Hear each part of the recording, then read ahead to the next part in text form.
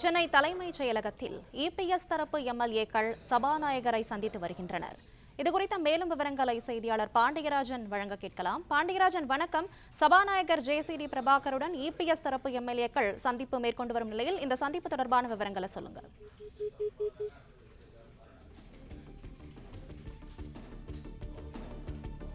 சபாநாயகர் JCD பிரபாகருடன் EPS தரப்பு எம்எல்ஏக்கள் சந்திப்பு மேற்கொண்டு வருகின்றனர். கட்சி முடிவு அடிப்படையில் கொறடாவை நியமிக்க வேண்டும் என வலியுறுத்தப்பட்டிருக்கிறது.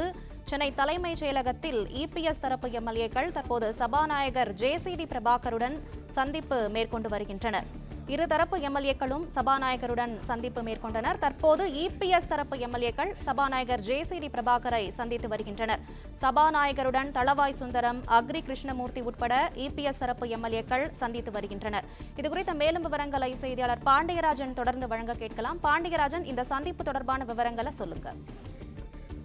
அதிமுகவில் இருக்கக்கூடிய இருதரப்பு எம்எல்ஏக்களும் சபாநாயகரை சந்தித்திருக்கிறார்கள். அதிமுகவில் இருக்கக்கூடிய 47 எம்எல்ஏக்களில் 25 எம்எல்ஏக்கள் சிவி சண்முகம் தரப்பு ஆதரவாளர்களாகவும், மீதம் இருக்கக்கூடிய 22 பேர் எடப்பாடி பழனிசாமி அவர்களுடைய ஆதரவாளர்களாகவும் இருக்கிறார்கள். தற்போது சட்டப்பேரவைக்கு எடப்பாடி பழனிசாமி அவர்கள் தரப்பில் இருக்கக்கூடிய முன்மொழியப்பட்ட சட்டமன்ற குழு தலைவரை தான் நியமிக்க வேண்டும். அதே போல எடப்பாடி பழனிசாமி தரப்பிலிருந்து முன்மொழியப்பட்ட கொறடாவை தான் நியமனம் செய்ய வேண்டும் என்கிற ஒரு கோரிக்கையை அவர் வைத்திருக்கிறார்கள்.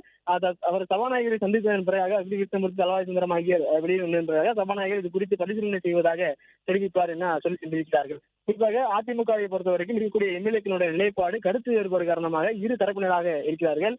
அதிமுகவினுடைய பொதுச்செயலாளர் எடப்பாடி பழனிசாமி ஆதரிக்கக்கூடிய 22 எம்எல்ஏக்களுடைய நிலைப்பாடை பொறுத்த வரைக்கும் தற்போது அவர்கள் எதிர்வரிசையில் தமிழக வெற்றி கழகத்திற்கு எதிராக வாக்களித்தனர். அவர்கள் ஆட்சிக்கு எதிராக அவர்களுடைய வாக்கு பதிவு செய்தனர் சட்டப்பேரவையில். அதே போல சிவி சண்முகத்தை பொறுத்த வரைக்கும் அவருடைய தரப்பு எம்எல்ஏக்கள் எஸ். வேலுமணி, விஜயபாஸ்கர் உள்ளிட்டவர்களுடைய தரப்பு எம்எல்ஏக்களை பொறுத்த வரைக்கும் 25 எம்எல்ஏக்கள் இருக்கிறார்கள். அவர்கள் தமிழக வெற்றி கழகத்தினுடைய அரசு அமைவதற்கான அவருடைய ஆதரவு வாக்குகளை கொடுத்திருந்தார்கள். இந்நிலையில் அந்த கருத்து வேறுபாடு ஏற்பட்டது. எடப்பாடி பழனிசாமி அவர்கள் கட்சியினுடைய பொதுச் செயலாளர் என்கின்ற அடிப்படையில தலைமை பதவியில் இருக்கக்கூடிய எஸ். வேலுமணி, விஜயபாஸ்கர், அன்பழகன் உள்ளிட்டவர்களுடைய அந்த கட்சி பதவிகளை எல்லாம் அதிலிருந்து விடுவிக்கப்படுவதாக அறிவித்திருந்தார். இந்த காலையில் கூட திருத்தணி எம்எல்ஏ அவர்களுடைய கோவரி அவர்களுடைய கட்சி பதவி பறிப்பதாகவும் ஒரு அறிக்கை என்பதும் அதிமுகவில் வெளியிடப்பட்டிருந்தது. தற்போது அதிமுகவில் இருக்கக்கூடிய சிவி சண்முகம் தரப்பில் இருக்கக்கூடிய எம்எல்ஏக்களாக காமராஜ், விஜயபாஸ்கர் உள்ளிட்டோர் எல்லாம் தற்போது சபாநாயகருடன் ஒரு சந்திப்பை மேற்கொண்டிருக்கிறார்கள்.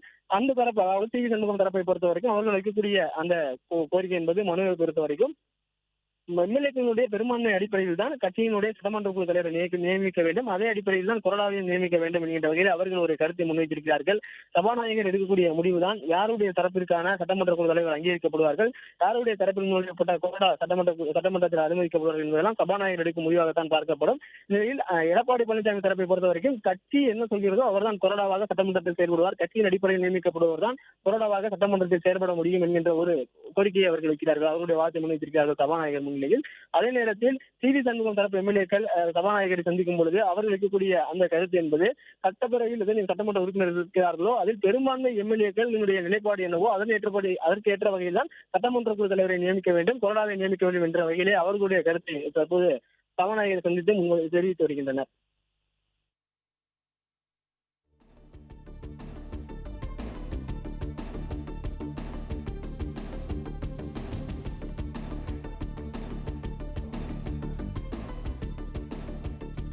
விவரங்களுக்கு நன்றி பாண்டியராஜன்.